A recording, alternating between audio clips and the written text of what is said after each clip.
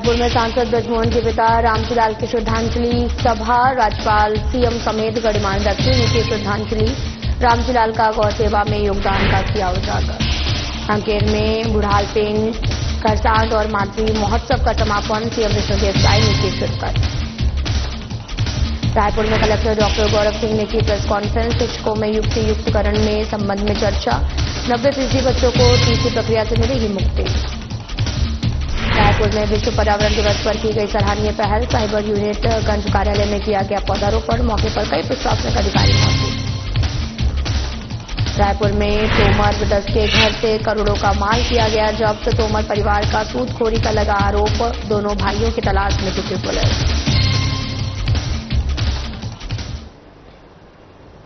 नमस्कार, मैं हूं आपके साथ अंकिता पाल। बुलेटिन की शुरुआत करते हैं। राज्यपाल रमेंद्र राजधानी रायपुर में सांसद ब्रजमोहन अग्रवाल के पिता रामजीलाल अग्रवाल के श्रद्धांजलि सभा में शामिल हुए हैं।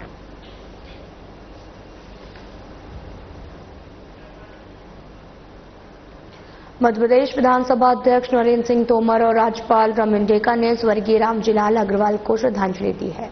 इस दौरान मुख्यमंत्री विष्णुदेव साय, विधानसभा अध्यक्ष डॉक्टर रमन सिंह, मंत्री श्याम बिहारी जायसवाल और कई अन्य गणमान्य व्यक्तियों ने श्रद्धांजलि सभा में हिस्सा लिया। वरिष्ठ पत्रकार डॉक्टर अनिल द्विवेदी ने स्वर्गीय रामजीलाल अग्रवाल का जीवन परिचय देते हुए उनके समाज सेवा और गौ सेवा में योगदान को उजागर किया है। इस अवसर पर हजारों की संख्या में पारिवारिक, शुभचिंतक और गणमान्य जन शामिल हुए, मृतात्मा को श्रद्धांजलि अर्पित की है।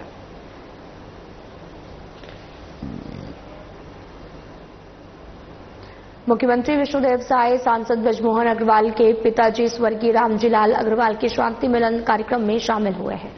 मुख्यमंत्री साय ने स्वर्गीय रामजीलाल अग्रवाल के चित्र पर पुष्प अर्पित कर उन्हें श्रद्धांजलि दी है। उन्होंने सांसद ब्रजमोहन अग्रवाल और उनके परिवारजनों से मिलकर शोक संवेदना प्रकट की है। कार्यक्रम का आयोजन रायपुर के बेबीलोन इंटरनेशनल होटल में किया गया। सांसद अग्रवाल ने अपने पिताजी के स्वर्गीय रामजीलाल अग्रवाल के व्यक्तित्व और कृतित्व और प्रेरणादायक जीवन पर प्रकाशित पुस्तक हमर सियान की प्रति मुख्यमंत्री साय को भेंट किया है।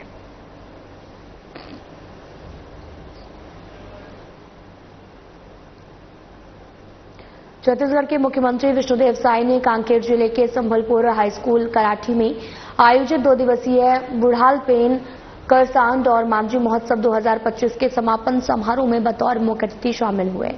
इस अवसर पर उन्होंने आदिवासी समाज के आराध्य देव बूढ़ा देव की पूजा अर्चना कर प्रदेश की सुख समृद्धि की कामना की। सीएम साय ने कहा, यह उत्सव हमारे पूर्वजों की परंपरा, सांस्कृतिक विरासत का उत्सव है जो नई पीढ़ी को अपनी जड़ों से जोड़ने का माध्यम है।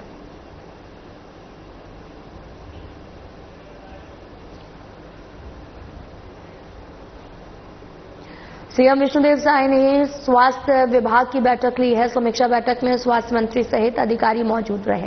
बैठक को लेकर स्वास्थ्य मंत्री श्याम बिहारी ने जानकारी देते हुए बताया कि 3 महत्वपूर्ण बिंदुओं को लेकर दिशा निर्देश दिए गए हैं। प्रदेश में राष्ट्रीय कार्यक्रम आयोजित करने को लेकर चर्चा हुई है। राष्ट्रीय अभियान जैसे सिकल सेल मुक्त, HIV पीड़ित के लिए जनजागरण और इलाज को लेकर चर्चा हुई है। मेडिकल कॉलेज के उपकरण से लेस करने को लेकर कहा गया, साथ ही मेडिकल कॉलेज की सीट बढ़ाने को लेकर भी चर्चा हुई है। देखिए, माननीय मुख्यमंत्री जी का 3 प्रमुख बातों पर जोर था।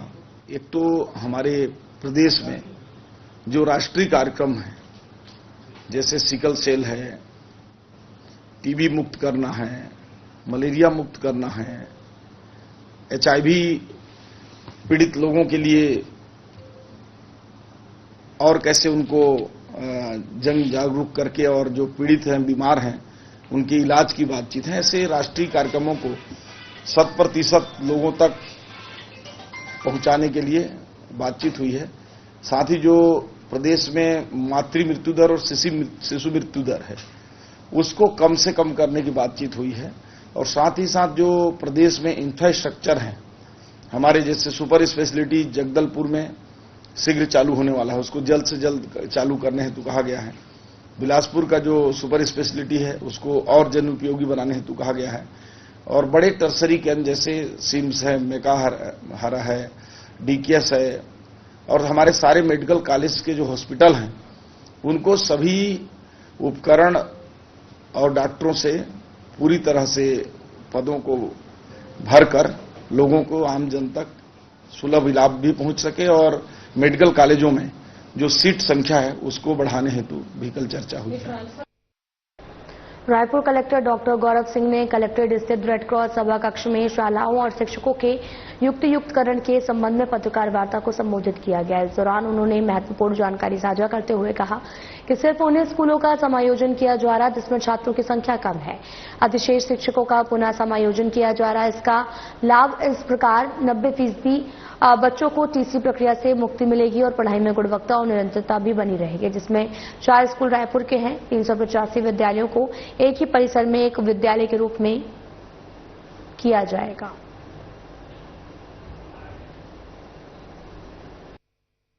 सिर्फ उन्हीं स्कूलों का समायोजन किया जा रहा है जिनमें छात्रों की संख्या बहुत कम है और पास में बेहतर विकल्प मौजूद हैं।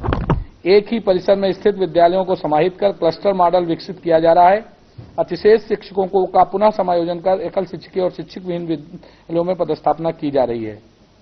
युक्तियुक्तकरण का सबसे बड़ा जो लाभ होगा वो ये होगा कि 90% बच्चों को बार बार जो एडमिशन और टीसी वाली प्रक्रिया है उससे भी मुक्ति मिलेगी और बच्चों की पढ़ाई में गुणवत्ता के साथ निरंतरता बनी रहेगी।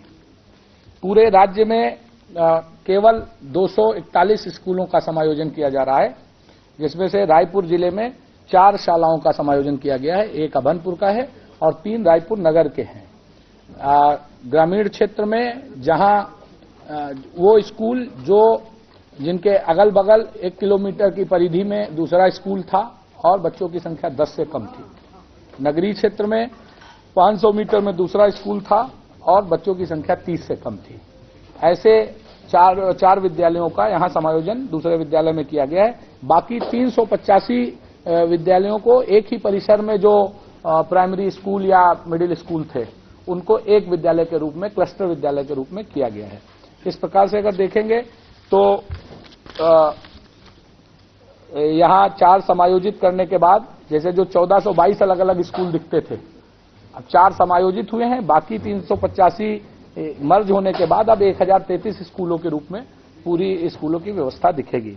अगर रायपुर की बात करें तो यहां जो अतिशेष शिक्षक निकल के आए वो 1013 निकल के आए, जिनमें व्याख्याता 127 थे, 237 मिडिल स्कूल के थे, सहायक शिक्षक 645 थे। उसके विरुद्ध 1478 की हमारी रिक्तियां थी।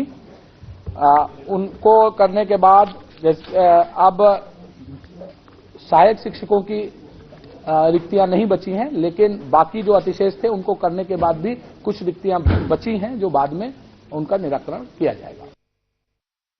विश्व पर्यावरण दिवस के अवसर पर पुलिस उप महानिरीक्षक और वरिष्ठ पुलिस अधीक्षक डॉक्टर लाल उमेद सिंह की ओर से anti crime and cyber unit Ganj कार्यालय परिसर में पौधारोपण किया गया। इस दौरान अतिरिक्त पुलिस अधीक्षक डीआर पोर्ते, अतिरिक्त पुलिस अधीक्षक संदीप मित्तल, उप पुलिस अधीक्षक सहित उपस्थित रहे और उक्त अधिकारियों ने पौधारोपण किया है।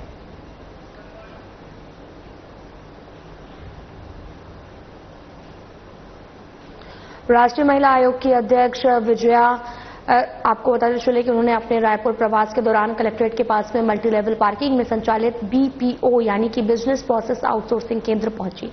उन्होंने बीपीओ में संचालित कार्य प्रणाली को देखा, समझा और उसकी सराहना की।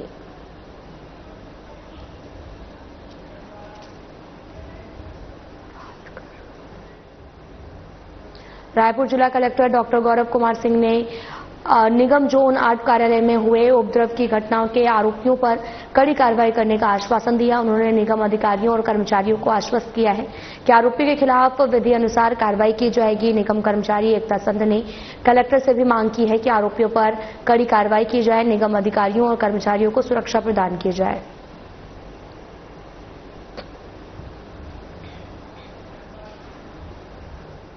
रायपुर में तोमर ब्रदर्स के घर से करोड़ों रुपए का माल जब्त किया गया है। कुछ दिन पहले तोमर ब्रदर्स के घर पर छापा भी पड़ा था और इस बाद में कार्रवाई में पुलिस ने 37 लाख रुपए कैश बरामद किया। इसी के साथ में सोने चांदी के जेवरात सहित हथियार भी बरामद हुए हैं। थाना तेलीबांधा में अपराध क्रमांक 332/2025 धारा 296, 315(2), 351(2), 35 BNS के तहत में अपराध पंजीबद्ध किया गया था, जिसमें आरोपी के द्वारा एक रेस्टोरेंट में जाकर के मारपीट की घटना घटित की गई थी। पुलिस द्वारा आरोपी की लगातार पता तलाश किया जा रहा था। पुलिस को संभावना थी, अंदेशा थी कि ये घर में छिप करके रुका हुआ है। इसी अंदेशा पर से माननीय न्यायालय से सर्च वारंट प्राप्त किया जा करके पुलिस को द्वारा आरोपी के घर की डिटेल सर्चिंग की गई। इस तलाशी के दौरान पुलिस को ये सामने आप जो देख रहे हैं इसके अनुसार नकदी रकम 37,10,350 रुपए, सोने चांदी के आभूषण 734 ग्राम, चांदी के आभूषण 125 ग्राम, इसके अतिरिक्त 1 नग रिवाल्वर, 1 नग पिस्टल, 10 नग जिंदा राउंड एवं आवाजी कारतूस और इसके अतिरिक्त उनके पास में ये 5 बड़े तलवार, ATM card, DVR, e stamp paper, laptop, iPad, जमीनों के दस्तावेज, कर्ज के हिसाब के रजिस्टर। खबर जनकपुर से है, जहां पर एमसीबी जिले के ग्राम माडीसराई के जंगल के पास में पिस्टल की नोक पर 2 सराफा व्यापारियों से लूटपाट हुई है और इस दौरान डकैतों ने स्थानीय बाइक सवार को टक्कर मारती है और साथ ही गोली मारकर सोने चांदी के आभूषण लेकर फरार हो गए। वहीं टक्कर लगने से स्थानीय निवासी का एक पैर टूट गया है। सराफा व्यापारियों को गोली लगी है। वारदात को अंजाम देने के बाद डकैत मौके से फरार हो गए हैं। फिलहाल मामले की जांच जारी है।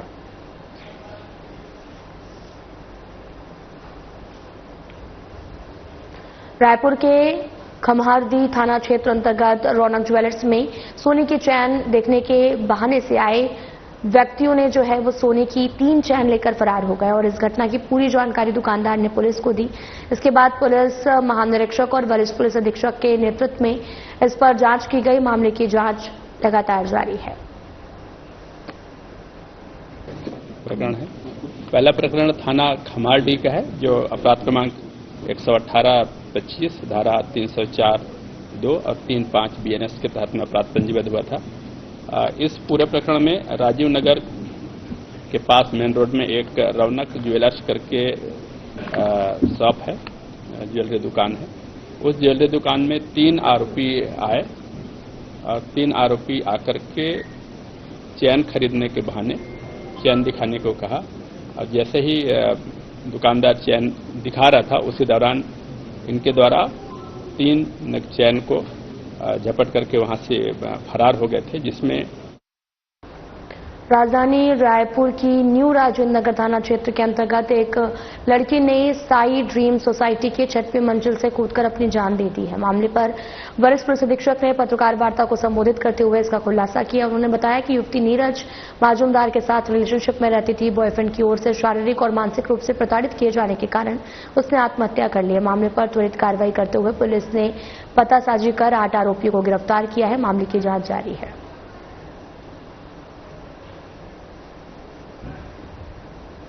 नगर थाना क्षेत्र में पिछले रात में 3/6/2025 के दरमियानी रात में एक युवती 6वें मंजिल से कूद करके जान दे दी थी।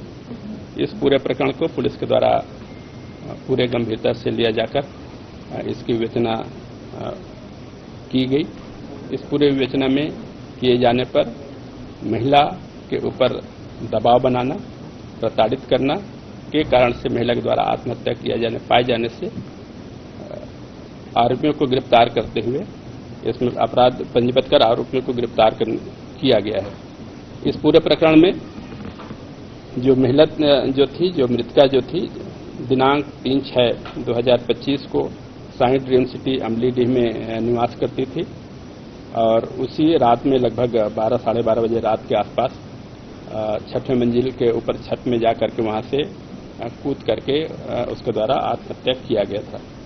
जांच पर पाया गया कि जसविंदर कौर इसमें वर्तमान में एक नीरज मजूमदार के साथ में रिलेशनशिप में थी। उसके पहले भी ये एक अन्य प्रशांत के साथ में रहना पाया गया और वर्तमान में प्रशांत भी किसी दूसरे लड़के के साथ में रिलेशनशिप में होना पाया गया। इस पूरे प्रकरण में एक बड़ा सा कारण जो है लव ट्रायंगल और इस बीच में लगातार प्रताड़ना और घटना दिनांक को इसको साथ में मारपीट किया जाना, मानसिक एवं शारीरिक प्रताड़ना किया जाना पाया गया है। फिर अपराध पंजीबद्ध किया गया और इसमें आत्महत्या के लिए दुष्प्रेरित किए जाने की धारा 108 और 3-5 BNS के तहत में अपराध पंजीबद्ध कर 8 आरोपियों को गिरफ्तार किया गया है। छत्तीसगढ़ में मुख्यमंत्री समेत 13 मंत्रियों का फॉर्मूला चलता है। यहां पहले ही एक मंत्री कम बनाए गए थे और इसके बाद में बृजमोहन अग्रवाल के सांसद बन जाने से और मंत्री पद रिक्त हो गया है। दोनों मंत्री पद भरने की चर्चा कई बार चली है, लेकिन कोई भी नतीजा सामने नहीं आया। साथ ही मंत्रिमंडल विस्तार को लेकर चर्चा बनी। सबके मन में यही सवाल है कि मंत्रिमंडल का विस्तार आखिर कब तक होगा। देखिए इस रिपोर्ट में।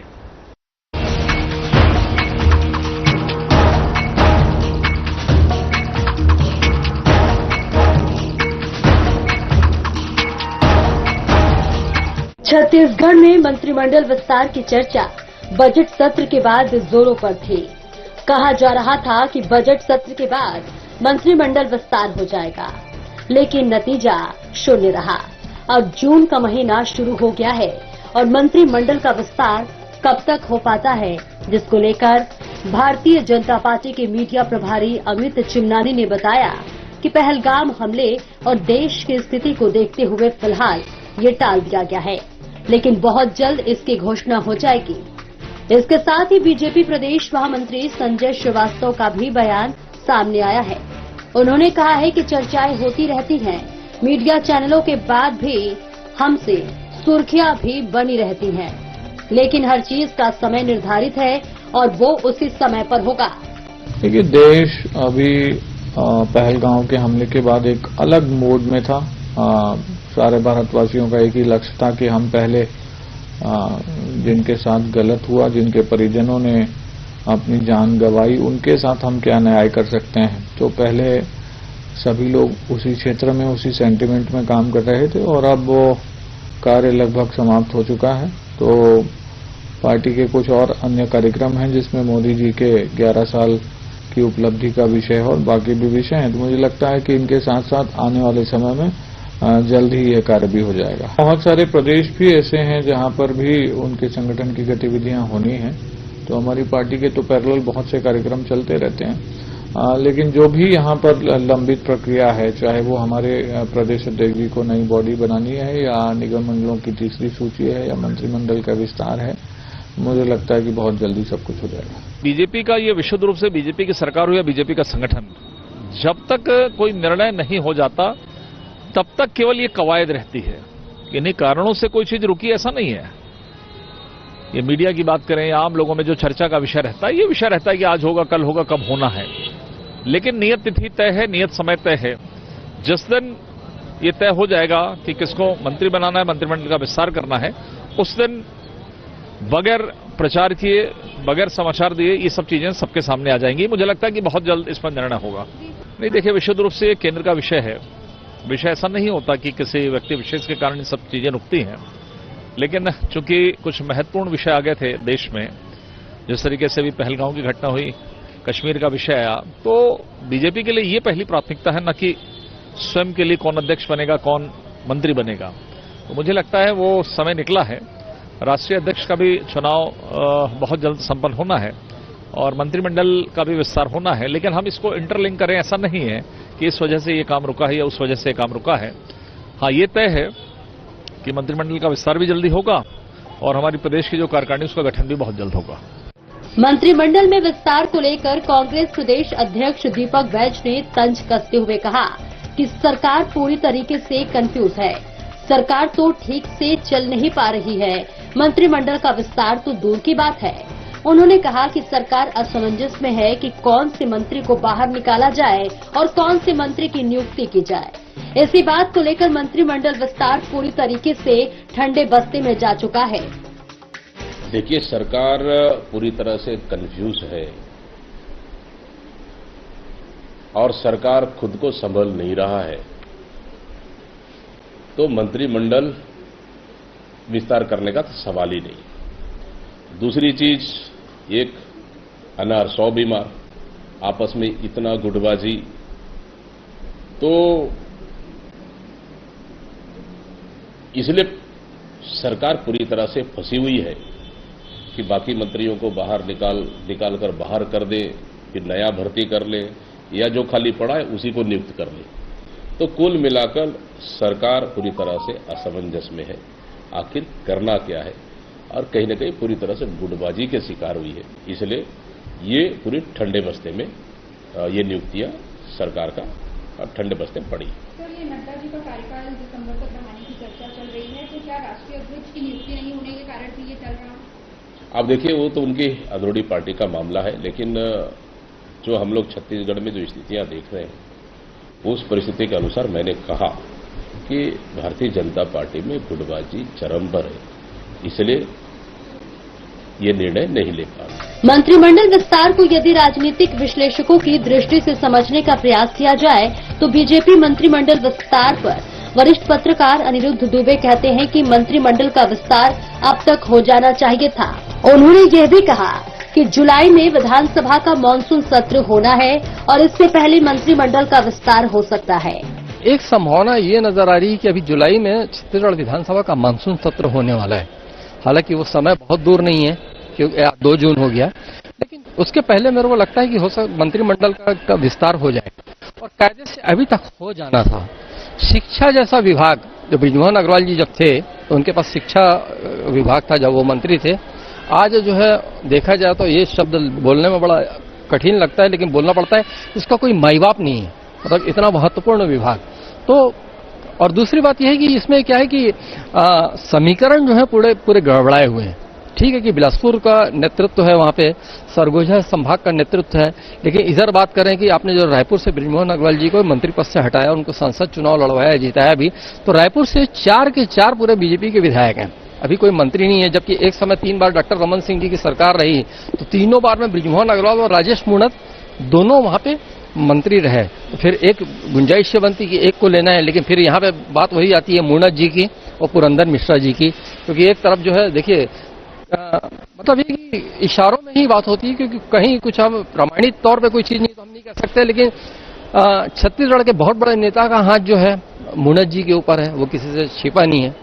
फिर यह है कि इन्होंने अपनी दिल्ली तक पहुंच लगाई पुरंदर मिश्रा जी ने, तो कहीं ना कहीं जो ओडिशा से उसके जो है संपर्क जुड़े हुए हैं, सूत्र जुड़े हुए हैं, जो दिल्ली तक के जाके करते हैं, तो एक ये यहाँ में मामला फंसा हुआ है। फिर हम बस्तर की बात करें तो केवल केदार कश्यप वहां से अभी मंत्री हैं, और बस्तर से जो है वहां पे प्रतिनिधित्व तो हमेशा 2 लोगों का रहता था। सरगुजा संभाग से तो है, लेकिन बस्तर संभाग से नहीं, तो फिर वहां से किसी को लेना नहीं लेना है, यहाँ पे मामला फंस जाता है जाके। फिर ओबीसी की बात करें तो दुर्ग के जो है गजेंद्र यादव, उनका नाम जो है प्रमुखता से लिया जाता रहा है, तो वो भी दौड़ में बाहर नहीं है। अगर कहीं मंत्री बनेंगे तो 2 बनेंगे, अब 2 बनेंगे, किसको लें और किसको काटें। अगर कहीं काटे तो मतलब ये कि असंतोष के स्वर उठने वाले की गुंजाइश ज्यादा होती है, तो इसलिए अभी तक के टलता रहा, मुख्य कारण ये है। लेकिन एक संभावना हल्की सी, मैं ये नहीं कहता कि पूर्ण रूप से, हल्की सी संभावना ये बनती नजर आ रही है कि विधानसभा का जो है मानसून सत्र होगा जुलाई के 2nd वीक या 3rd वीक में, तो उसके पहले हो सकता है कि मंत्रिमंडल का विस्तार हो जाए। नहीं, मुझे इसका कारण नहीं ऐसा लगता कि राष्ट्रीय अध्यक्ष की नियुक्ति नहीं हो पाई तो इसलिए लेट हो रहा है, क्योंकि जहां तक के जो सुनने में आता है, जो क्षण के खबरें आती है, लिखित तौर पे नहीं आती, टीवी के पर्दे पे नहीं आती, तो उसमें ये आती है कि उनके पास ऐसे 2 अवसर थे, जो मतलब विस्तार अगर कहीं चाहते तो खुद वो कर सकते थे, लेकिन वो भी हमारे मुख्यमंत्री विष्णुदेव साय जी भी बहुत दूरदर्शी व्यक्ति हैं और थोड़ा मतलब असंतोष की राजनीति से बड़े दूर रहते हैं, और मतलब उनको अनावश्यक विवाद कभी पसंद नहीं रहा। तो 2 बार ऐसा जो है घटनाक्रम रहा कि अब मंत्रिमंडल का विस्तार होना है और दोनों बार नहीं हो पाया। तो उसका कारण यही है कि एक अनार 100 बीमार। मंत्री यहाँ एक तो नहीं, यहाँ पे मंत्री 2 भी बन सकते हैं, 3 भी बन सकते हैं, लेकिन सवाल यह है कि अभी जो है तो किसको हटाएंगे, और हटाएंगे तो किसको लेंगे, और किसी को नहीं हटाएंगे, फिर उन 2 नए को किसको लेंगे। ये तो मतलब चीजें पेच पहले भी उलझा था, अभी भी उलझा हुआ है।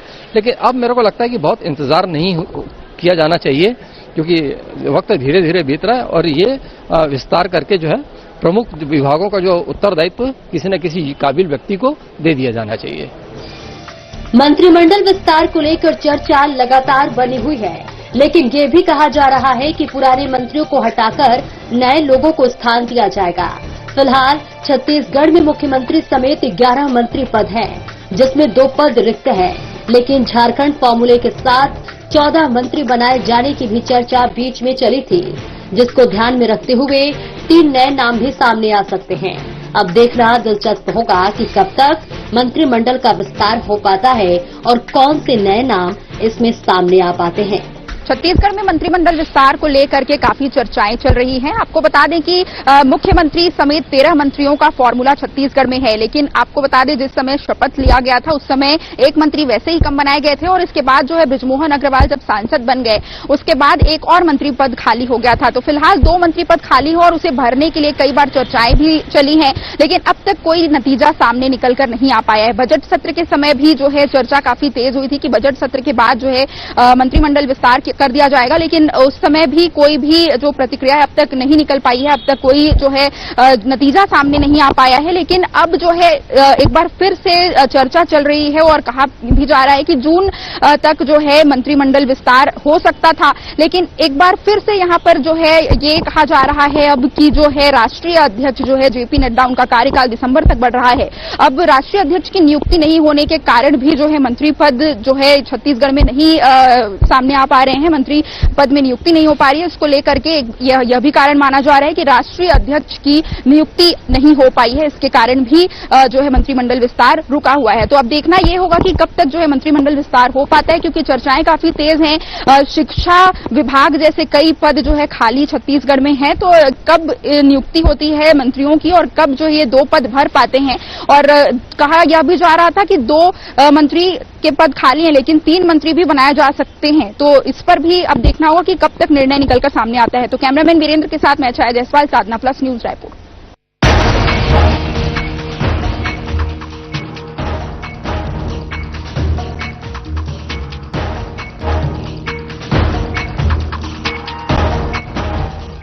फिलहाल बुलेटिन में इतना ही। नमस्कार।